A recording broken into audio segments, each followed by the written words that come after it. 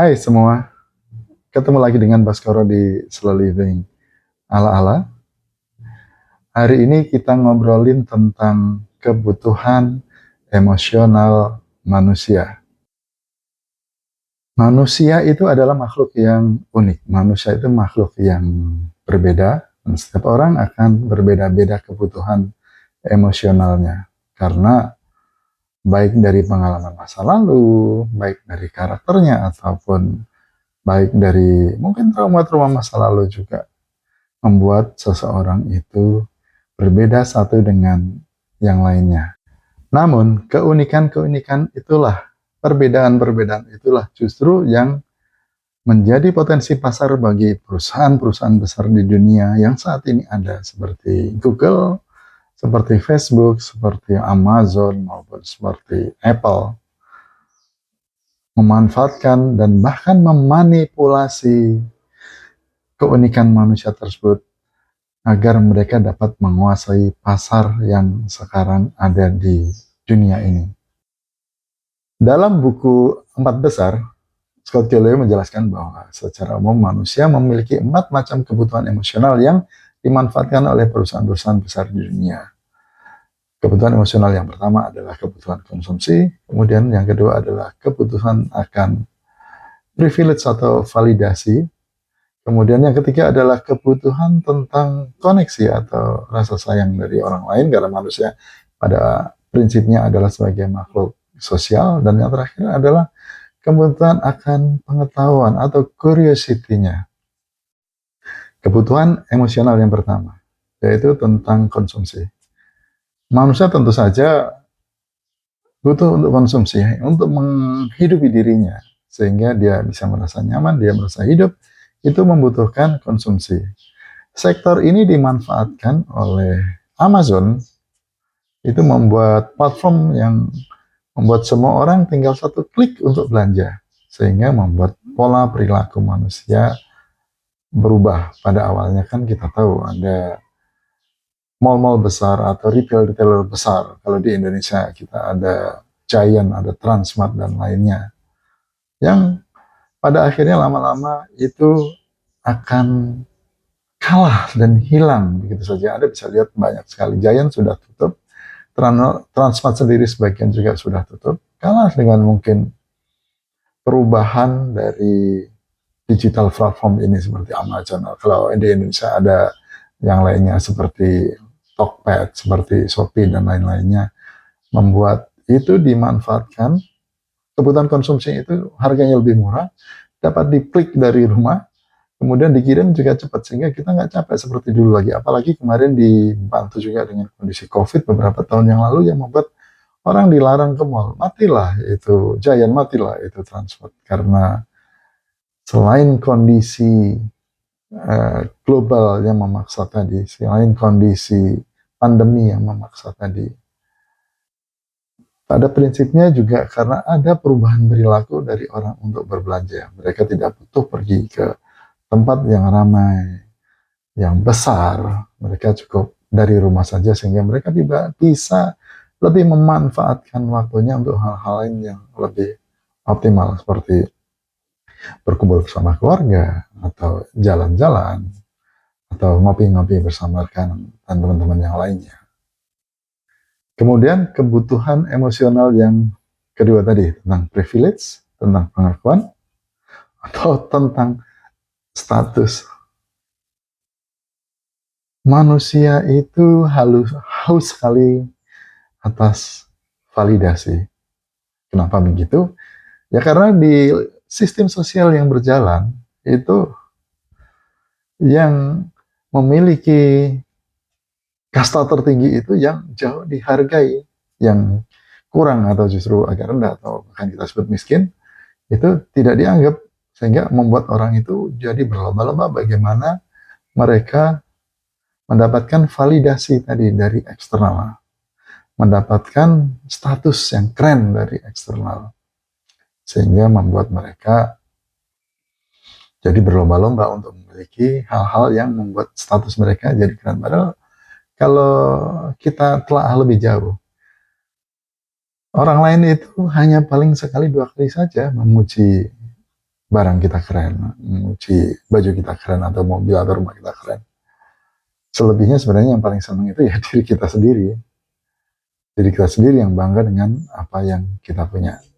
Nah, ini dalam buku tadi, buku 4 besar tadi ya, karya Scott Galloway tadi, dia mencontohkan Apple. Apple itu perusahaan telepon yang paling sukses dan paling menguntungkan. Misalkan dalam sebuah dunia, total seluruh dunia itu keuntungannya itu didapatkan 100%. Apple itu berhasil mengambil 90% dari total keuntungan bisnis telepon seluler tadi. Bagaimana bisa begitu? Ya karena Apple mampu memanfaatkan, atau malah bahasa agak kerasnya itu memanipulasi kebutuhan manusia tentang status tadi, kebutuhan manusia tentang validasi eksternal tadi, kebutuhan manusia untuk dianggap keren tadi. Karena kalau tidak beli Apple atau tidak memakai Apple, pakai Android atau yang lainnya, itu tidak dianggap keren atau menarik bagi orang lain. Apple itu menempatkan dirinya bukan sekedar perusahaan seluler atau telekomunikasi atau membuat handphone biasa seperti Android dan lain-lain. Tapi Apple menempatkan dirinya atau positioning dia itu sebagai perusahaan yang menjual barang mewah, sebagai perusahaan yang menjual kemewahan. Sehingga karena manusia itu kebutuhan emosional, salah satu adalah diakui, eksternal validasi, menjadi keren, menjadi statusnya lebih tinggi daripada seharusnya. Kalau nggak pakai Apple itu nggak keren, kalau nggak pakai Apple nggak dianggap sebagai orang yang kaya.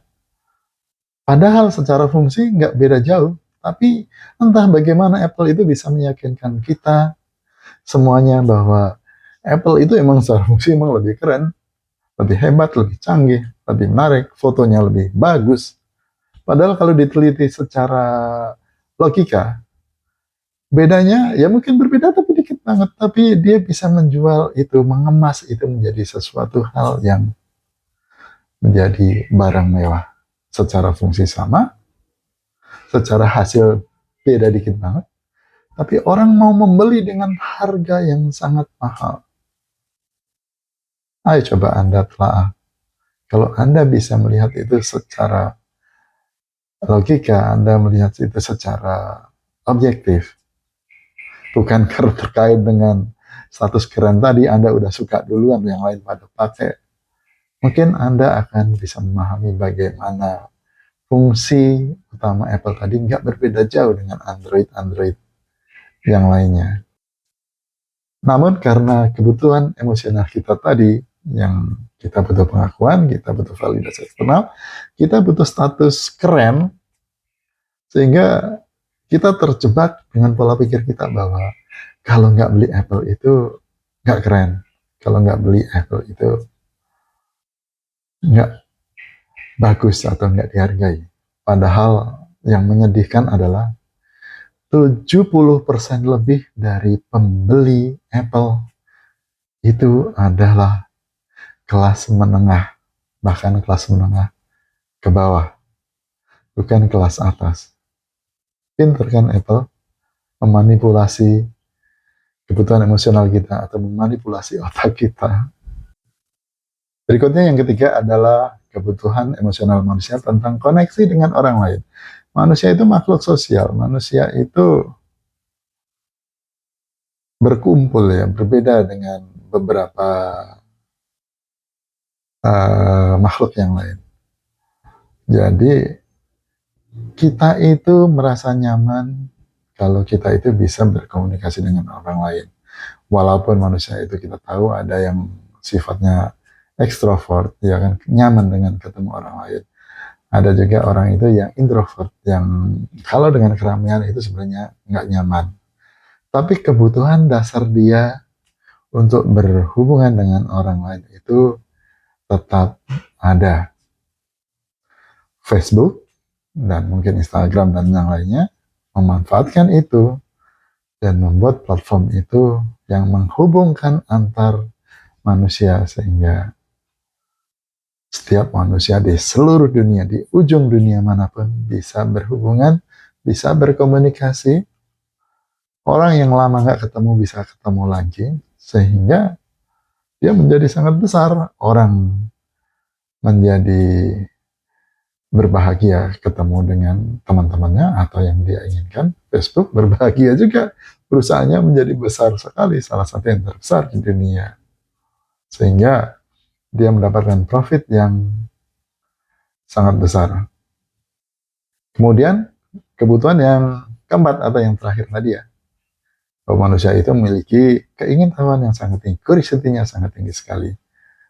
Dia ingin tahu bagaimana dunia itu berfungsi, bagaimana dunia itu berjalan.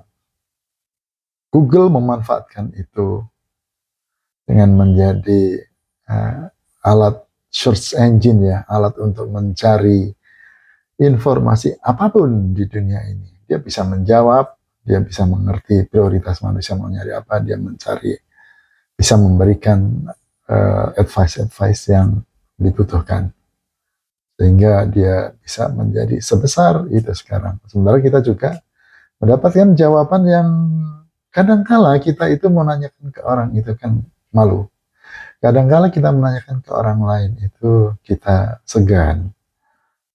Banyak hal yang kita bisa tanyakan, baik tentang hubungan, baik tentang kesehatan, baik tentang informasi yang terkait hukum, tentang pasar, dan lainnya. Kita misalkan butuh sesuatu, kita butuh misalkan mesin cuci, kita bisa menanyakan ke Google mana mesin cuci yang paling bagus dan sesuai dengan budgetnya. Sehingga Google itu menjadi mesin pencari yang super power, yang mengerti. Ibarat kelas dia itu udah dewa pengetahuan yang hidup di dunia itu adalah Google. Dari keempat kebutuhan emosional manusia tadi, perusahaan-perusahaan ini memanfaatkannya untuk mengambil keuntungan yang sangat besar. Dengan teknologi atau platform yang sekarang yang jauh lebih efisien, menjangkau ke seluruh dunia dengan jauh lebih luas, itu membuat mereka menjadi tumbuh kembangnya luar biasa besar dibandingkan juga perusahaan-perusahaan yang mungkin dulu 100 tahun yang lalu atau 50 tahun yang lalu. Tentu saja ada positifnya dari perubahan ini ya. Kebutuhan kita jadi lebih cepat, kebutuhan kita jadi lebih terakomodasi dengan baik, dengan pilihan yang jauh lebih beragam, dengan harga yang lebih menarik. Namun, kita juga harus bijak menyikapinya karena di balik keunggulan, di balik kemajuan teknologi tentu saja ada efek negatifnya juga. Beberapa dampak negatif dari kemajuan yang dibuat oleh Apple, Google, Amazon, ataupun Facebook tadi, beberapa hal yang dapat kita catat adalah yang pertama tentang privasi kita. Tentu saja privasi kita sebenarnya jadi sangat berkurang karena sadar nggak sadar mereka itu menyedot informasi tentang hal-hal pribadi kita, preferensi kita, data pribadi, mungkin kartu kredit kita, dan lainnya. Sehingga kalau kita tidak kelola dengan bijak atau baik, kita akan dapat mengalami kerugian. Kemudian yang kedua adalah, sadar nggak kita dengan skala yang segitu besarnya, segitu luasnya, keempat perusahaan tadi itu menyerap tenaga kerja yang jauh lebih sedikit. Mungkin tinggal 20% atau 10%-nya bahkan dari perusahaan-perusahaan yang mungkin 100 tahun yang lalu mempunyai skala yang sebesar mereka sekarang ini. Kebayang nggak ketika skala ekonomi sebesar ini yang dulu mampu menyerap 1 juta tenaga kerja dan ternyata sekarang hanya butuh cuma 100 atau 200 ribu pekerja. Hal itu akan membuat 800 atau 80% tenaga kerja itu akan kehilangan pekerjaannya, sehingga mereka akan kesulitan untuk mencari lapangan kerja baru. Nah, ini akan menjadi PR juga kita bersama ataupun pemerintah bagaimana mensiasatinya. Karena mau nggak mau kemajuan teknologi itu kan suatu hal yang terjadi dan kita harus mengikuti dan berdamai dengan keadaan. Tapi di sisi lain ternyata kemajuan itu tidak semuanya membawa dampak positif juga. Kemudian sekarang ada pola ekonomi ya, seperti gig ekonomi nyebutnya ya, atau bahasa gampangnya itu semua karyawan tetap, karyawan kontrak itu lama-lama akan hilang dan berubah menjadi freelancer. Ekonomi gig yang sekarang berkembang itu membuat orang akan banyak kehilangan pekerjaannya dan akan menjadi freelancer. Tentu saja ada positif dan negatifnya.